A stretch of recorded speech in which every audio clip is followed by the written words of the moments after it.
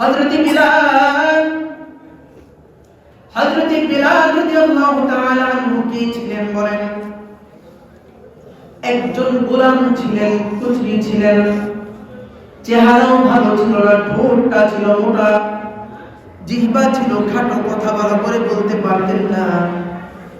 এমন কুচ্ছিত এক বর্ণের সাহাবা ছিলেন, যিনি বড় হাসি ছিলেন,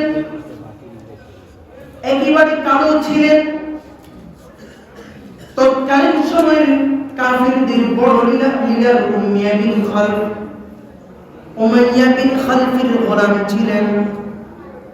যখন আল্লাহ তাআলা হেদায়েত দিলেন, যখন তাকে ইসলামের বুঝ আল্লাহ তাআলা দিয়ে দিলেন, বুঝ আসার সাথে সাথে তিনি কালিমা পড়ে মুসলমান হয়ে গেলেন। তখন পর্যন্ত সেই উম্মি বিন খালফের কি ছিলেন? গোলাম ছিলেন। উম্মিয়া বিন খালফ অথবা উম্মিয়া খালফ অথবা উম্মায়া খালফ যেটাই বলেন, তার গোলাম ছিলেন। উমাইয়া বিন খালফের গোলাম থাকা যখন সেই সময় যখন সে কালিমা পড়েছে, ইসলাম ধর্ম গ্রহণ করেছে, উমাইয়া বিন খালফ এটা জেনে গিয়েছেন। যখন জেনে গিয়েছেন তখন তো অবস্থা বড় খারাপ। উমাইয়া বিন খালফ জানার সাথে সাথে তাকে ডাকলেন, কার করে দাঁড় করলেন, তুই আমাকে কেন প্রভু মানিস না? তুই আমাকে ফলো করবি, তুই আমার গোলাম, তুই আমার ব্যাপারে কথা বলবি, তুই কেন মুহাম্মাদের কথা বলস? ভালো ভালো বলছি, কালিমা ছেড়ে দে। বেলালকে এইভাবে ওয়ার্নিং দেওয়া হলো, বারবার শুধু বেলালকে এইভাবে ওয়ার্নিং দেওয়ার পরেও যখন বেলাল বলে না না, আমার দ্বারা সম্ভব না, এক পর্যায়ে উমাইয়া বিন খালফ তার মাথা গরম হয়ে গেল, বড় চরম মাথা তার। কাফিরদের সাথে মিটিং করলো, কি করা যায়। সবাই মিলে মিটিং করলো, সিদ্ধান্ত নিল যে বেলালকে আমরা এখন শাস্তি দিব। কি দিব? শাস্তি দিব। জোরে কথা বলতে হবে, কি দিব? শাস্তি দিব। এই বাবা উমাইয়া বিন খালফ হযরত বিলাল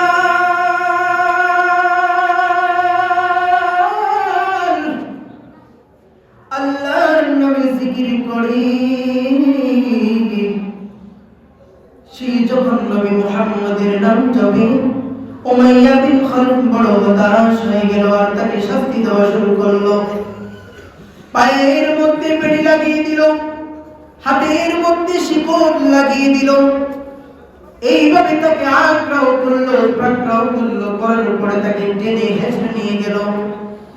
এইভাবে উমাইয়া বিন খালফ বেলালকে মারধর করে, অত্যাচার করে, যত শক্তি আছে তত শক্তি দিয়ে তাকে মারধর করে। মারতে মারতে যখন ক্লান্ত হয়ে যায়, তারপরে শুরু করে দেয় আবু জাহেল। এইভাবে একের পর এক ধারাবাহিকভাবে বেলালকে সকলে প্রহার করতে থাকে, মারতে থাকে। বেলাল কেমন ভাবে প্রহার করে, বেলাল সে কেমন যেন তার সব শক্তি বিলীন হয়ে গেল, একেবারে হতাশ হয়ে নিস্তব্ধ হয়ে পড়ে গেল জমিনের মধ্যে। তারপরে জমিনের মধ্যে পড়ে থেকে বলে আহাদ আহাদ। এই কথা শুনে আবার উমাইয়া বিন খালফের মাথা গরম হয়ে গেল। আবার বেলালের উপর অত্যাচার শুরু হয়। বেলালকে এইভাবে মক্কার অলিতে গলিতে টেনে হিঁচড়ে নিয়ে ঘোরে। এইভাবে উত্তপ্ত তাদের যে পাহাড় ছিল, মরুভূমি ছিল, সর্ব জায়গায় তাকে হেঁচড়ায়, এইভাবে টানাটানি শুরু করে। কেউ এই দিকে টানে, কেউ ওই দিকে টানে, যত ধরনের অত্যাচার আছে করে। আপনি বলেন এটা কেমন ধরনের গরম?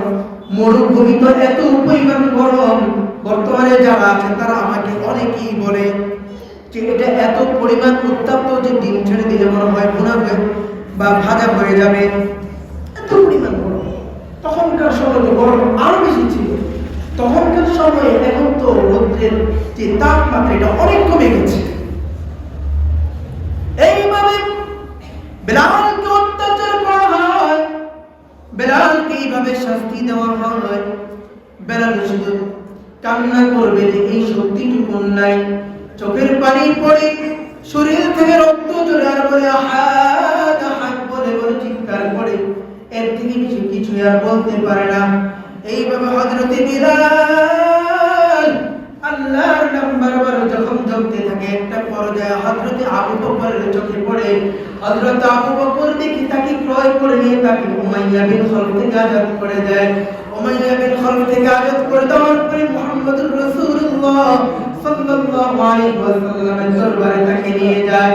রাসূলুল্লাহ সাল্লাল্লাহু আলাইহি ওয়াসাল্লামের দরবারে নিয়ে যাওয়ার পরে তাকে রাসূলুল্লাহ সাল্লাল্লাহু আলাইহি ওয়াসাল্লাম পরিপূর্ণভাবে গাইডলাইন করে তাকে পরিপূর্ণ মুসলিম বানায়। এবং শুধু এটুকুই নয়, নবী মুহাম্মদুর রাসূলুল্লাহ সাল্লাল্লাহু আলাইহি ওয়াসাল্লাম তাকে তিনার পার্সোনাল মুয়াজ্জিন হিসেবে নিয়োগ দেন। সুবহানাল্লাহ।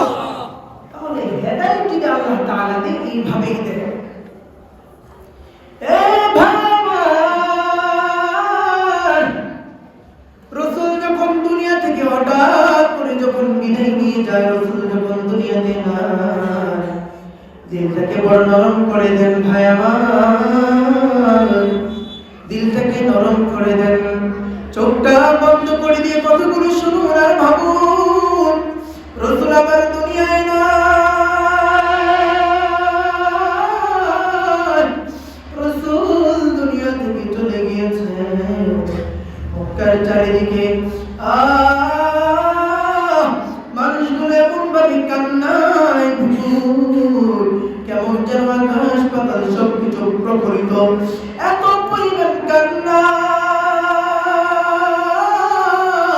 সমস্ত সাহাবায়ে কেরাম কান্নায় পড়ে গেছে, মুমিনারাও কান্না করে, শুধু চারিদিকে কান্না।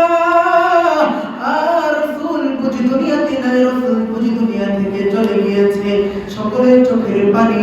এমন সময় হযরত ওমর নিজের নাগনা তলোয়ারটাকে বের করে বলে, কেউ যদি বলে রাসূল দুনিয়াতে নাই, আমি তার গর্দান মুড়িয়ে দিব, তাকে আমি দুনিয়াতে আর রাখবো না। হযরত বিলাল কান্না করে, আমার নবী বুঝি নাই। সমস্ত সাহাবারা এইভাবে কান্নায় বিভোর হয়ে গেছে, নবী মুহাম্মদ দুনিয়া থেকে চলে গিয়েছে, আমরা তার পিছনে দাঁড়িয়ে নামাজ পড়বো, কে আমাদেরকে নসিহত করবেন, কে আমাদের খোঁজ নেবেন? এইভাবে নবী মুহাম্মদ নাই, চারিদিকে কান্না। হযরত ওমর পাগল পারা প্রায়। এমন সময় হযরত আবু বকর এসে বলে, হে ওমর, আপনি কেন এত পাগলামি করছেন? আল্লাহ তো বলেছেন, ইন্নাকা মাইয়িতুন ওয়া ইন্নাহুম মাইয়িতুন, আমাদের সকলকে মরতে হবে, আমাদের সকলকে যেতে হবে, মানুষ মানে মরণশীল। এই কথা বলার সাথে সাথে হযরত ওমর তার তলোয়ারকে ঢুকিয়ে পড়ল, আর কোনো আওয়াজ নাই, শুধু কান্নার কান্না, শুধু চোখের পানি ছেড়ে কান্না করে হযরত বিলাল শুধু কান্নায় পড়ে গেছে। হযরত বিলাল রাসূলের জন্য যখন এইভাবে কবরকে খনন করা হচ্ছে, খননের আওয়াজ, অন্যদিকে বিলাল আযান দিচ্ছে, আল্লাহু আকবার, আল্লাহু আকবার, আল্লাহু আকবার, আল্লাহু আকবার, আশহাদু আন লা ইলাহা ইল্লাল্লাহ।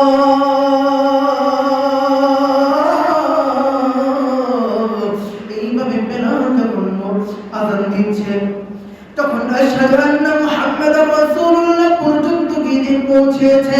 সাথে সাথে মুহাম্মাদুর রাসূলুল্লাহ বলতে পারে না, হযরত বিলাল কান্না শুরু করে দিয়েছে। ওই জায়গায় এমন ভাবে হাউমাউ করে কান্না, হযরত বিলাল কান্না করে আযান দিতে পারতেছে না, কারণ যার নাম নিবে সে তো দুনিয়াতে নাই, সে তো দুনিয়া ছেড়ে চলে গিয়েছে, তার নাম কিভাবে বলবো? এইভাবে কষ্ট করে আযানটা কোন রকম শেষ করেছে। আযান শেষ করার পরে বিলাল নিয়ে বলে, এ শোনো ও মদিনাবাসী, শোনো শোনো, আমি আর মদিনায় থাকতে পারবো না, আমার নবী নাই, আমি কোথায় থাকবো? যেই চোখ দিয়ে যে শহরে আমি নবী দেখতে পারবো না ওই শহরে আমি আর থাকবো না। বেলাল চলে গেল, এই শহরে আর থাকবে না। বেলাল এখান থেকে বিদায় নিয়ে চলে গিয়েছেন অন্য এক শহরে। সেই শহরে ভিন্ন শহর, সেই শহরে অনেক দিন পর্যন্ত থাকে, কয়েক বছর পর্যন্ত অতিবাহিত হয়ে যায়। হঠাৎ একদিন বেলালকে রাসূল স্বপ্ন দেখায়, বেলাল এই কেমন জুলুম, সবাই আমার রোজা ধারের পাশে থাকে, আমাকে জিয়ারত করে, আমাকে দেখে, তুই বেলাল বুঝি এত দূরে চলে আসলি, আমি মুহাম্মদকে বুঝি তোর মনে পড়ে না, তুই আমাকে ছেড়ে একা একা কিভাবে থাকস?